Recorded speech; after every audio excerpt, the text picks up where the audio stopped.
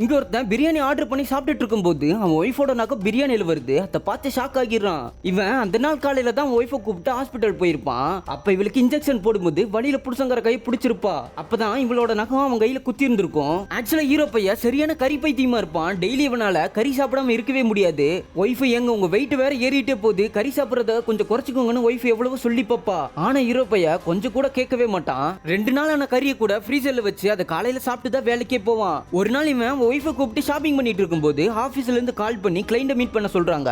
இவனும் ஒய்ஃப் கிட்ட நீ ஏன் ஷாப்பிங் பண்ணிட்டு வேலை வந்துருச்சு நான் போயிட்டு சீக்கிரம் வந்துட்டேன்னு சொல்லிட்டு கிளம்புறான். கிளைண்ட்லாம் பார்த்து முடிச்சிட்டு ஒய்ஃபை தனியா விட்டதே மறந்துட்டு ஒரு கடையில உட்காந்து பிரியாணி சாப்பிட்டுட்டு இருக்கான். அப்பதான் ஒய்ஃப் நகத்தை பார்த்ததும் ஷாக் ஆகி பயங்கரமா வாமிட் பண்ண ஆரம்பிக்கிறான். இப்ப வேக வேகமா ஒய்ஃப் கிட்ட இடத்துக்கு போய் பார்த்தா ஹீரோயின் இருக்கவே மாட்டா. அவ எவ்வளவு தேடி கிடைக்கவே இல்ல. ஆக்சுவலா ஹீரோயினுக்கு என்ன ஆகிருக்குன்னா புருஷங்கார் இன்னும் வரலன்னு நம்மளே வீட்டுக்கு போயிடலாம் நடந்து போயிட்டு இருக்கும்போது ஒருத்த வந்து ஹீரோனை கடத்திட்டு போய் அவளை கொன்னு துண்டு துண்டா வெட்டி அவ கறிய கசப்பு கடை ஹோட்டல் சொல்லிட்டு ஏகப்பட்ட இடத்துல வித்துருப்பான். ஹீரோ பையன் சாப்பிட்ட பிரியாணி கூட ஒய்ஃபோட கறியில செஞ்சதா தான் இருக்கும்.